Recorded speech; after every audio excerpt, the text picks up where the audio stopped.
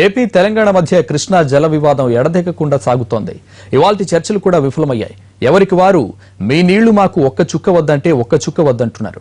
కానీ అవగాహన మాత్రం కుదరడం లేదు. ఢిల్లీలో మీటింగ్ తర్వాత రెండు రాష్ట్రాల ఇరిగేషన్ మంత్రులు హరీష్ రావు, దేవినేని ఉమా ఏమంటున్నారో చూద్దాం. ఆంధ్రప్రదేశ్ యొక్క ఒక చుక్క నీళ్లు మాకు అక్కర్లేదు. తెలంగాణ కేటాయించిన నీళ్లు మాత్రమే మాకు రావాలని కోరుతుంది తప్ప ఒక చుక్క ఆంధ్రప్రదేశ్ ఎక్కువ వాడుకోవడానికి కానీ తీసుకోవడానికి మాకు అవసరం లేదు. మా నీళ్లు మాకు కావాలి. మాకు ట్రిబ్యునల్ అవార్డును యథావిధంగా అమలు చేయాలని మాత్రమే తెలంగాణ ప్రభుత్వం కోరుతుంది. ఎట్టి పరిస్థితుల్లో తెలంగాణ రైతాంగానికి సంబంధించి ఒక్క చుక్క నీరు కూడా ఆంధ్రప్రదేశ్ ప్రభుత్వం కోరుకోవట్లేదు. తెలంగాణ రైతు చాలా స్పష్టంగా వాళ్ళకి కేటాయింపబడ్డ నీళ్లు వాళ్ళు ఉపయోగించుకోవాలి.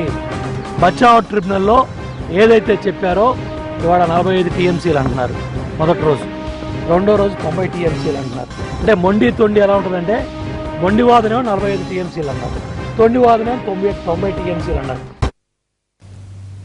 మహారాష్ట్ర, కర్ణాటకతో జల వివాదాలు పరిష్కారం అవుతున్నా ఏపీ మొండిగా వ్యవహరిస్తోందని ఆరోపించారు తెలంగాణ మంత్రి.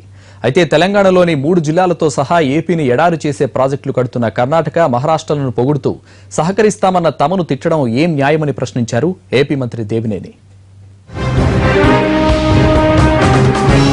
ఈరోజు మేము మహారాష్ట్ర ప్రభుత్వంతో కలిసి పనిచేయగలుగుతున్నాం, కర్ణాటక ప్రభుత్వంతో కలిసి పనిచేయగలుగుతున్నాం. కానీ ఆంధ్రప్రదేశ్ మాత్రం ఒక మొండి వైఖరి, ఒక వితండ వైఖరిని అవలంబించడం వల్ల దురదృష్టవశాత్తు ఒక కలిసి పనిచేయాలనేటువంటి పరిస్థితి, కలిసి ఈ రెండు రాష్ట్రాల అభివృద్ధి కోసం కృషి చేయాల్సినటువంటి పరిస్థితుల్లో ఆంధ్రప్రదేశ్ మొదటి నుంచి కూడా ఏకపక్ష విధానాలు అవలంబిస్తూ వచ్చింది. మేము మాత్రం ఎట్టి పరిస్థితుల్లో దాన్ని అంగీకరించే ప్రశ్న ఉత్పన్నం కాదు. మన ప్రాంత 2 రాష్ట్రాలకు దెబ్బతీసే విధంగా కర్ణాటక ప్రభుత్వం ఆల్మట్టి ఎత్తు పెంచుతుంటే మీకు కర్ణాటక ప్రభుత్వం మిత్రులా? ఇవాళ బాబ్లీ ప్రాజెక్టు దగ్గర నుంచి ఇవాళ మహారాష్ట్రలో ఎస్ఆర్పిఎస్పి ప్రాజెక్టు వరకు ఎక్కడా కూడా నీళ్లు రాకుండా ఇష్టారాజ్యంగా మహారాష్ట్ర ప్రాజెక్టులు నిర్మాణం చేస్తే వాళ్ళు మీకు చుట్టాలా?